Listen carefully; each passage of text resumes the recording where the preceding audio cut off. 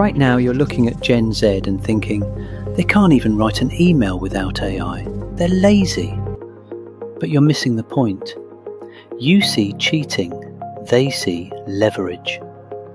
In this video, we're running a simulation to the year 2035. We're going to prove why the generation that knows nothing is about to become the smartest species to ever walk the earth. And if you're still relying on your experience to keep your job, you're already obsolete. Welcome to Flipverse. Let's look at the numbers right now. Recent data shows that nearly 86% of Gen Z graduates are already using generative AI for their work and studies. While older generations are debating ethics, these kids are building workflows.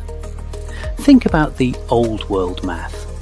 If you want to write a report, it costs you 4 hours of mental energy.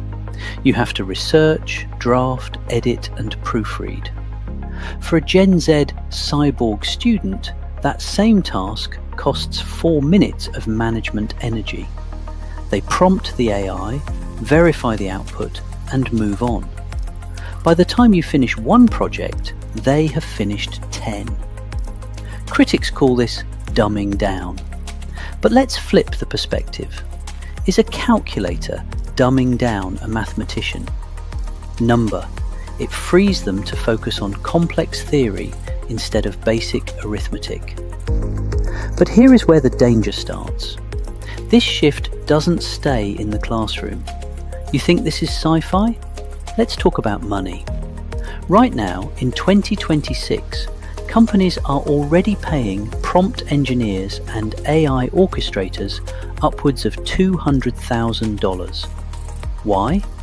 Because one 22-year-old who knows how to chain 5 AI agents together can replace an entire department of juniors. The flip in the economy is already here. We used to pay for experience, the 10,000 hours you spent mastering a craft. Now, the market is paying for velocity. How fast can you get the machine to do the craft for you? Your 20 years of experience is valuable, sure, but is it as valuable as a kid who can produce your entire week's output in 45 minutes? The market is answering that question, and you're not going to like the answer. And because the market demands speed, the human brain is rewiring itself to deliver it. Gen Z is currently outsourcing the drudgery of thinking permanently. This means by 2030, their brains aren't filled with facts, they are filled with strategies. They aren't learning what to think, they are learning how to command an army of digital intelligences. Now, let's go deeper into the Flipverse. Let's fast forward to 2032. The screens are gone. We aren't typing into chatbots anymore, we are wearing them. Whether it's through AR glasses or early-stage neural links, the barrier between thought and search dissolves. Today, if you don't know the answer, you have to pull out your phone, type a query, and read. It takes 15 seconds. In 2032, a Gen Z native who has grown up integrated with these systems will simply think the question, and the answer will overlay on their vision in milliseconds. Imagine a mechanic who instantly knows the schematics of every engine ever built. Imagine a doctor who, while looking at you, sees your entire medical history floating next to your head. But those are just snapshots. To understand the true power gap, let's run a full simulation. It's Tuesday morning, 2035. You're a Gen Z architect walking into a client meeting. You don't have blueprints, you don't have a laptop. The client asks for a redesign of a skyscraper. In the old world, you'd say, "Let me get back to the office, I'll have sketches in a week." But in this new world, the Gen Z architect hallucinates in real time the new design overlaying the empty lot. They blink and their AI agents run a structural integrity test. They blink again and the cost analysis floats in their vision. The client isn't buying a drawing, They are buying the fact that this kid is a walking supercomputer. In this world, the unaugmented human isn't just slower, they are effectively disabled.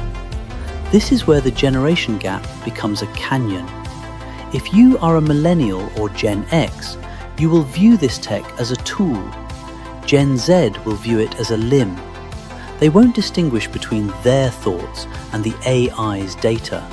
It will all be one seamless flow of intelligence. To them, being disconnected from the AI cloud will feel like having a lobotomy.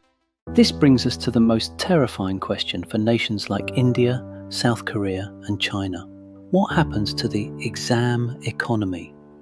For decades, we have determined a person's worth by placing them in a room for 3 hours and asking them to regurgitate information. The UPSC, the JEE, the bar exam, they measure memory and speed. But in the Flipverse of 2035, these exams are meaningless. Why test a human on memory when a $5 chip can remember more than Einstein? The flip here is brutal. The skills we spent 20 years mastering, rote memorization, mental math, handwriting, will be worth $0 in the labor market. The most valuable employee in 2035 won't be the IIT topper who can solve the equation. It will be the kid who can look at a global problem, spin up 50 AI agents to analyze it, and synthesize a solution in real time. But there is a dark side to the flip. What happens when the server goes down? If Gen Z outsources their memory, their math, and their logic to the cloud, what is left when the cloud disconnects? We are building a generation of gods who might be helpless the moment the Wi-Fi cuts out.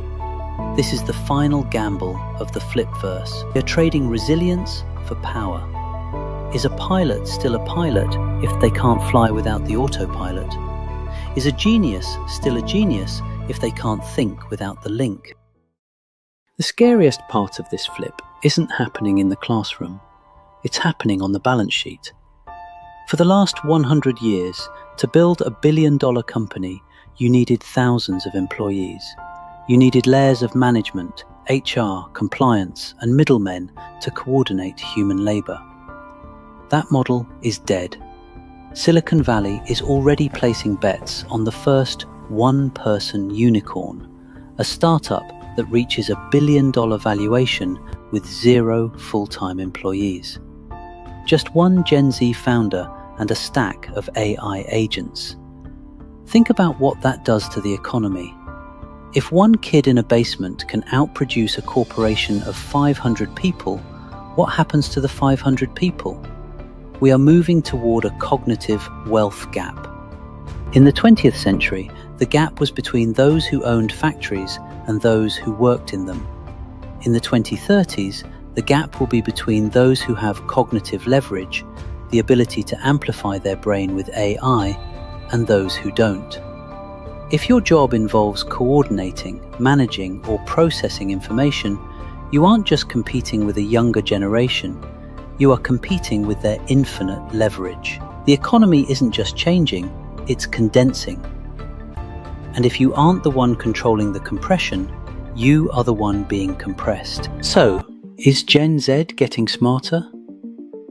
If smart means knowing the capital of France, no, they probably don't know it.